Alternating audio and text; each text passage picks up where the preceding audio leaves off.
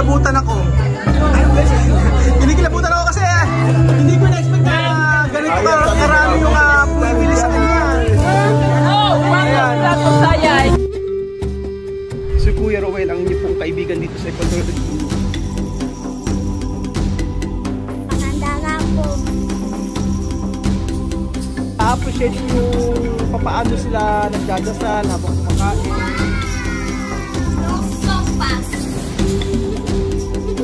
At ako ang inyong amigo dito sa Equatorial Guinea, Puerto Bata. Nandito po ako ngayon mga amigo sa supermarket at ako'y bibili ng hotdog. Ipapatry ko kay Elvis, baka gusto niyang magbenta ng ganito. Malaki rin ang tubo kasi mga amigo, lalo na kapag per piraso. Ayan. Papatry ko kay Elvis. So ayan po mga amigo, dadalhin po natin kay Elvis yung hotdog para po i-try niya na ibenta ito. Ano kaya ang ibinebenta ni Elvis ngayon? Lumipat siya ng lugar. Kasi meron po kaming feeding program sa kabila. Mamaya po magluluto kami. Buenas tardes, Eduardo. Dito na po nagtitinda si Elvis ngayon mga amigo. Kita nyo po meron siyang kasama na magbebenta. Dalawa na yung kanyang makina. Buenas tardes, Elvis. Buenas tardes, buenas tardes. Oh, meron ng kwek-kwek na... Kwek-kwek. Meron ng kwek-kwek na nakaluto. Oh. Kwek-kwek, ay kwek-kwek. Estamos con kwek-kwek. Elvis, esto pwede to vender. Okay, muchísimas gracias, Tía Raúl. Aha. So ayan po mga amigo, ito yung binili nating hotdog. Tapos meron tayo ditong steak. Sabi ko kay Elvis, ang gawin niya isa-isa. Tapos ipipirito na lang niya. Ayan po yung mga tinda niya. Meron na siya nakaluto agad. Oh. Tapos ito, ayun yung manok. Ayan. Aha. So ayun pa mga amigo, tumutulong si Sandra dito kay Elvis. Mabenta po mga amigo. Alam niyo kung bakit? Dahil ito po ay tapat po ito ng bar mga amigo. May bar po dito sa kabila. Ayun po. Yung may tumutunog kanina, yun po yung bar dito at sigurado po mabenta. Kaya maaga-aga po si Elvis na nagbenta ngayon. Wala po siyang pasok. So ayun po mga amigo. Ang sabi ni Elvis, mas mabenta po yung yung kwek-kwek. Ayan po. At saka itong patatas at saka yung kanyang minarinade na manok. Ito talaga mabenta. Patatry natin ibenta yung yung hotdog. Sandra asi. Cortar. Asi. Para kusinar también dentro. Mas magandang magbenta dito mga amigo.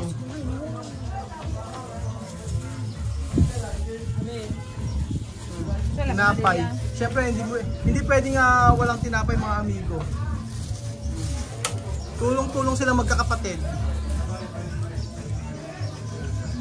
Alam niyo po mga amigo yung kwek-kwek, gusto nilang isinasawsaw sa mayonnaise at saka sa sile. So ngayon di daw gumawa ng sauce si Elvis kasi mas gusto ng mga tao yung kwek-kwek ay sausaw sa mayonnaise, tsaka ketchup. Kung hindi daw mayonnaise, ginagawa po sa sili lang. At saka ito, meron silang sili sili. At saka ito, yung aromagi tawag nila dito aromagi. Ayan, tak-tak tawag sa Taiwan. So, syempre si Nena nagkukulit din. Nena, esta tu bar restaurante? Esta tu bar? Bar daw ni Mirey, may bar daw si Mirey. Diba? Dito pala nagbebenta si Mirey ngayon ng mga kastel. Tapos kaya pala ang kliyente dito nang gagaling sa may bar nila Mirey.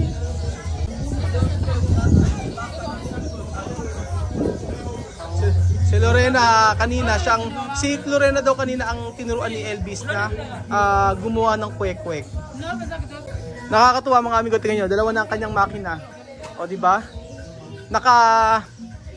Kumita na. Kaya nakabili na ng isa. Ito yung bago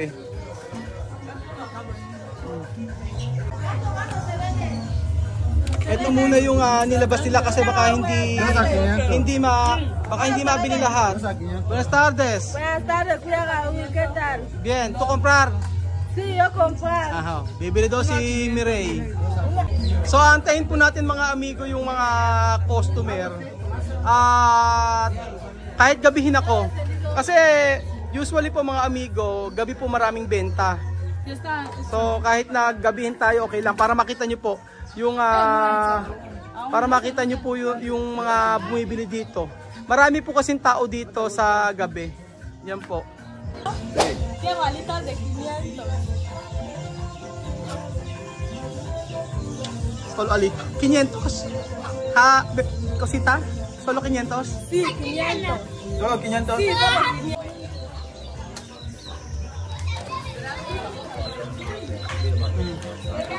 Ang binili ni Cosita ay Sí. pakpak ng manok. Buenas tardes. Muy buenas tardes. ¿Eso qué es? Acá hay patatas, hay salchichas, hay cuec, ¡Wow! ¿Cuál fue? hay cuec buñuelo con huevo.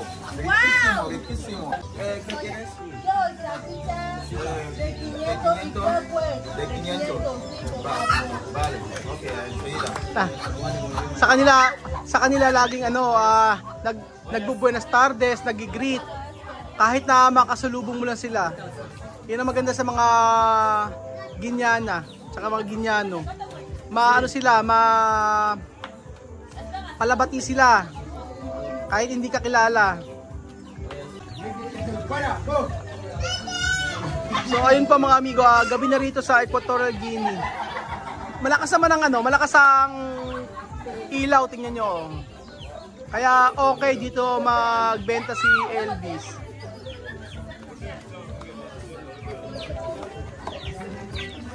O, diba? May bumili ng kwek-kwek at saka hotdog.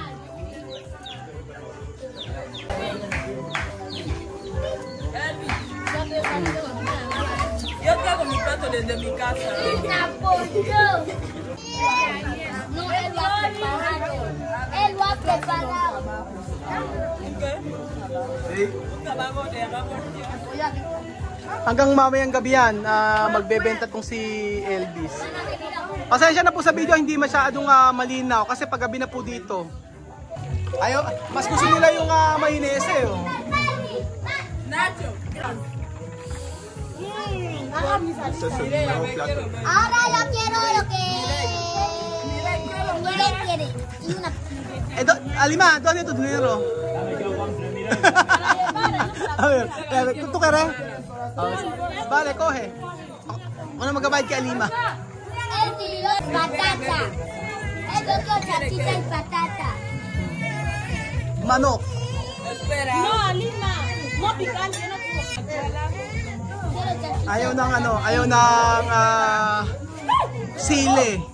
Ayaw ng sile ni Cosita. Buenas tardes. Buenas tardes. Cliente Elvis. Buenas tardes. Ay, esto. Rico.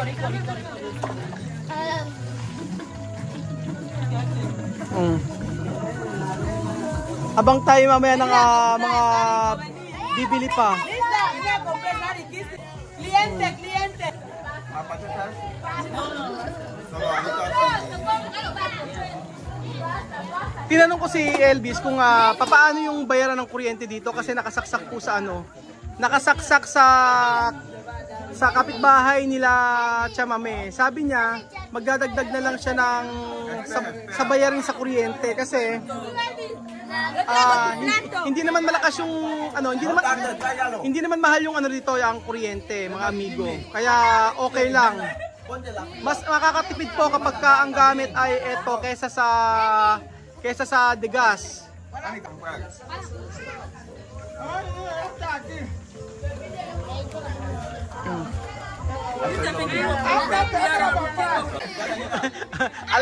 Alam nyo, panggulutong si si Alyan eh. mga panggulo eh. Salsisa. Hot dog! Jumbo, Jumbo, kaya mo ba to? Canta para comer. Canta para comer, aplaudí para... Canta. Di ba? Saga. Mga maiingay eh oh.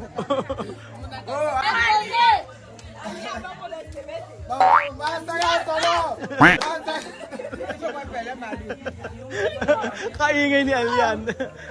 Abang si Elvis ay nape-pressure. Maraming bumibili eh. Diba? Ayos yung naisip ni Elvis na to eh, no? At dalawang araw na walang pasok si Elvis, hindi po pwede siyang magbenta. Ang laki pa ng kita niya. Nung nakaraan po, kumita po siya ng 2,000 mahigit. Oh, 2,000 mahigit. Napakaingay ni Alian. Ang sarap-sarap daw. Muchas gracias. De nada. Cantante.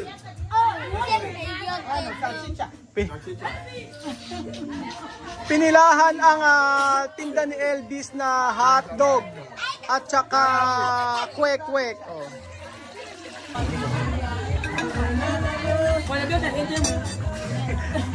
Ay, Tia Cesa, alang libre. Jambo, magamoyato. Ah? Kamo? Panggulo. Jambo, magamoyato. Hi! Hi.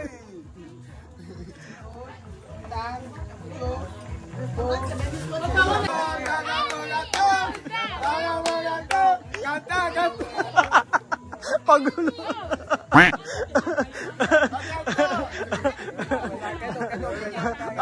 Abang si Elvis na pe-pressure yan. Salit na tumulong eh. Alam ke baba ko alas Filipina. Mabuhay. Hi. Hi! Siguiente. Tío, quiero la muy más. O, diba? Chani, ¿qué han pedido ahorita? Ah. Ahí, 500. ¿Qué más ha pedido 500? Mira, Elvis, hay que poner lo mío ahí en ese plato. Yo lo compro. Diba? Saka hotdog. Sabi ni Chama nung isang araw po, alas 2 ng madaling araw. Alas 2 ng madaling araw natapos si Elvis magbenta. Grabe. Grabe ang pila oh.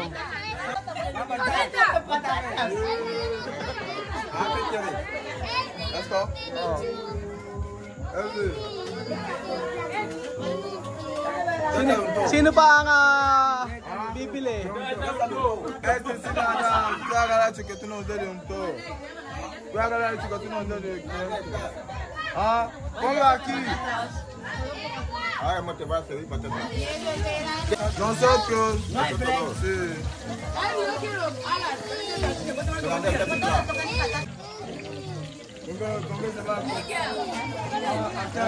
O diba mabenta ang hotdog? Oh. Ayos! Vilma, el Sofi.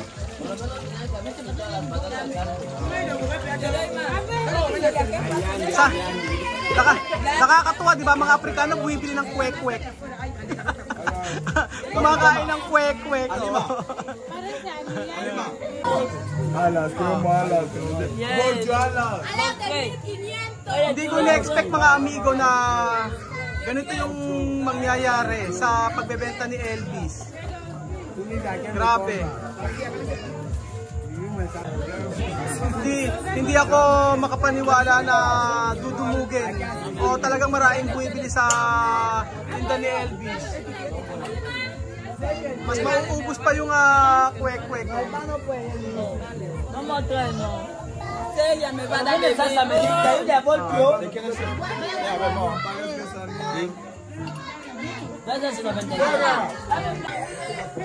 Grabe kinikilabutan ako.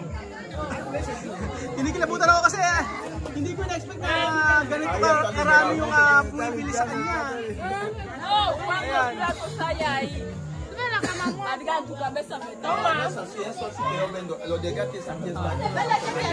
No, porque la veo como yo.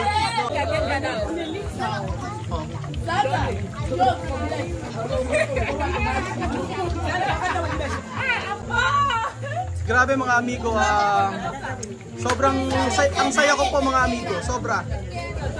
Panghabang buhay po mga amigo yung ganito na negosyo. Hindi yung kahit na po si Kuya Raul dito ay mabubuhay po yung pamilya ni Chamon. Dahil po sa ganitong bagay na naituro natin sa kanila, yung pagluluto ng kwek-kwek at mga pwedeng ibenta. So dati iniisip ko ang gusto lang ng pagkain pambota, pero ngayon yung pagkain Pilipino ay nagustuhan na po nila. Salamat po mga amigo, sobrang saya ko lang talaga. Masyado akong natuwa dahil hindi kasi ako nagpupunta dito madalang dahil po gabi na. Pero ngayon ko nasaksihan na sobrang dami po pala talagang bumibili ng paninda ni LB. Salamat po mga amigo at mabuhay po kayo lahat. Mabuhay po tayong lahat. At I pray na mas lumago ang negosyo ni LB. Salamat po. God bless po mga kabayan ko. Mira. No, mira, no me. Dame. ¿Cómo? O sea, anda para que dé porque es un libro que anda enseñando. Eso se anda para que se compre que bueno.